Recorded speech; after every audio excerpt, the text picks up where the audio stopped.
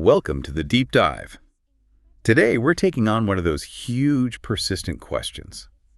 The real relationship between money and happiness. Right. We've got a fantastic stack of sources here. Sociological studies, psychological deep dives, first-hand accounts. Our job really is to cut through all the cliches.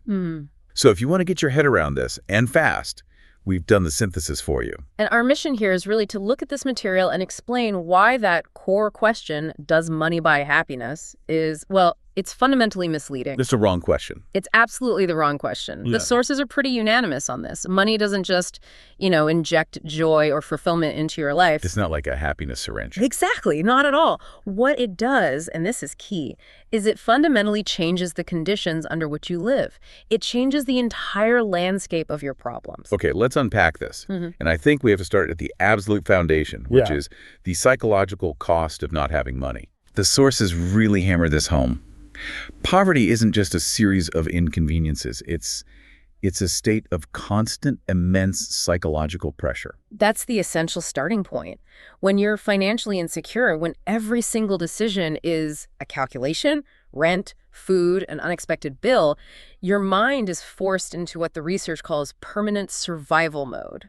It's like having this massive high-drain program running in the background of your brain, 24/7. That's a perfect analogy. We see it in the data. The sources on cognitive capacity show that this chronic financial stress just tanks your mental bandwidth. So it's literally harder to think. Much harder. Think of your brain like a computer. Financial worry is using up all your RAM. You can't focus. You can't plan for the long term. You get stuck making these impulsive short-term decisions because you're just constantly putting out fires. And the argument is, when your mind is trapped in that state, structurally, happiness isn't just difficult.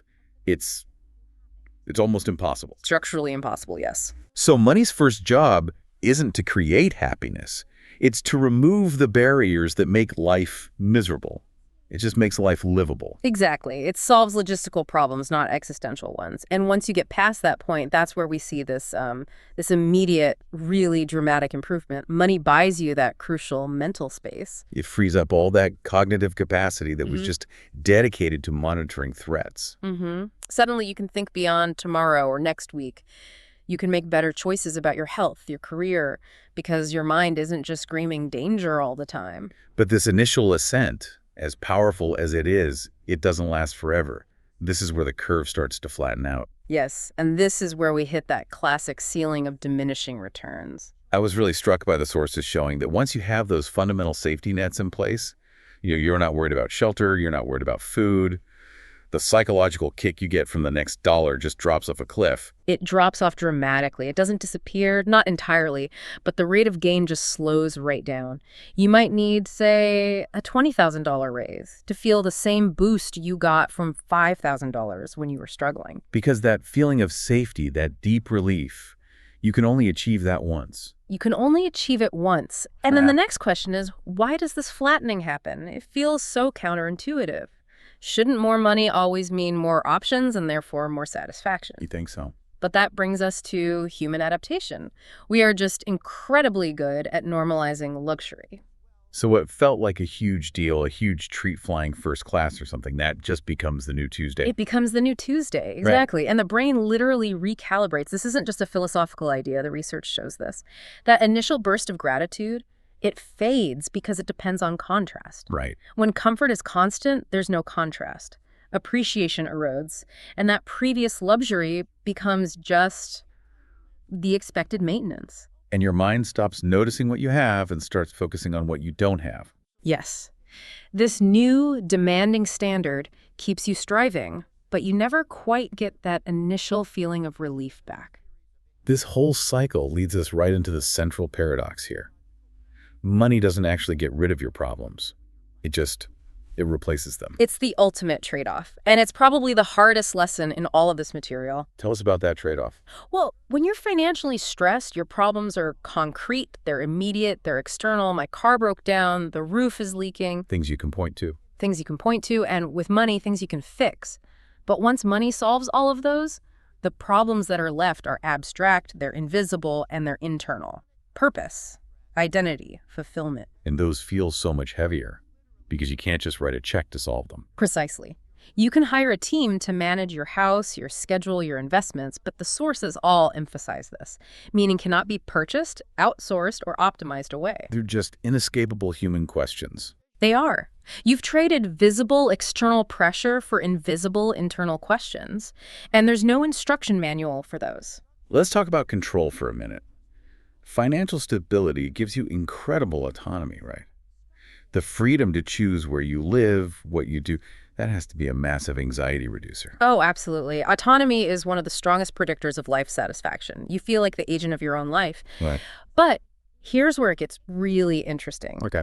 That freedom, that choice, it introduces a new, really heavy burden. Wow. And that is radical personal responsibility. That's a powerful way to put it. So if you have all this control, why aren't people just happier? Shouldn't more choice just lead to better outcomes? In theory, yes.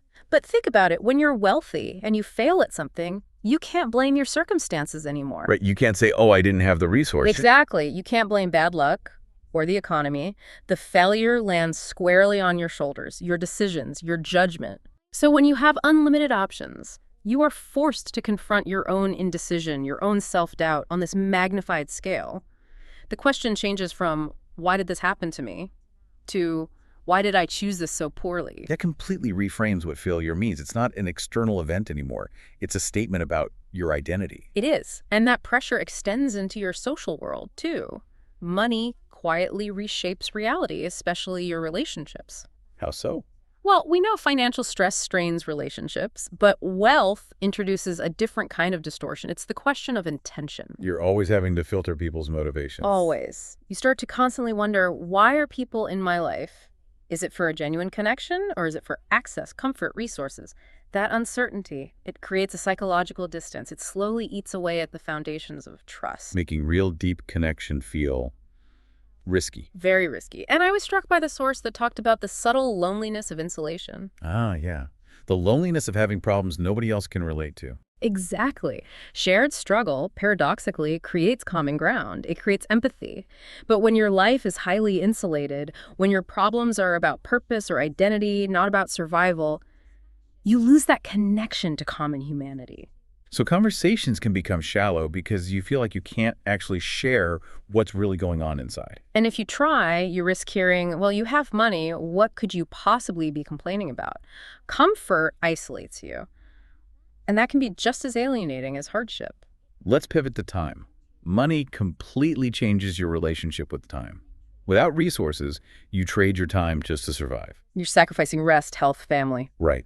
But with money, time becomes this flexible thing you can protect. And that transformation initially is one of the greatest benefits. You literally buy back your time. But when every moment of your day isn't accounted for by survival, direction becomes the critical challenge. Freedom without purpose. It can quietly turn into a kind of existential emptiness.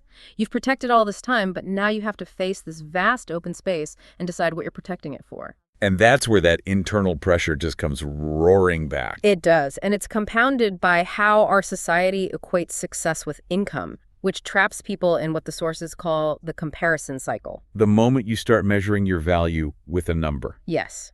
And since your worth is measured on a balance sheet, your satisfaction becomes incredibly fragile.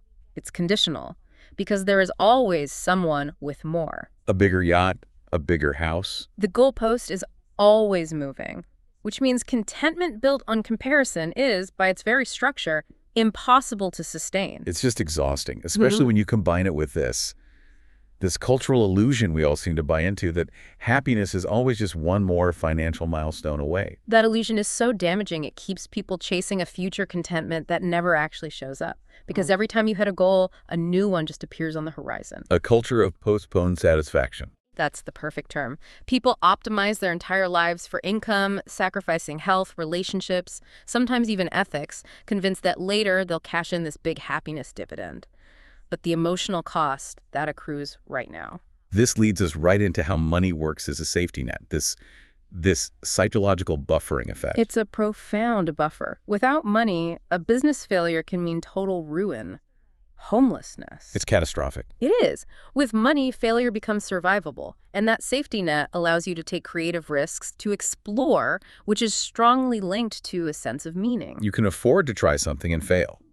But the counterpoint in the research was fascinating, that removing consequences can actually erode meaning. Right. If you know deep down that you can always fall back on a massive financial push-in, why strive? Why push through the hard parts? Where does the urgency come from? It doesn't. If the consequences for inaction are basically zero, your motivation can just quietly evaporate. A lot of meaning comes from necessity, from overcoming real obstacles, not from insulated ease. Okay, so let's get into some of the subtler psychological effects.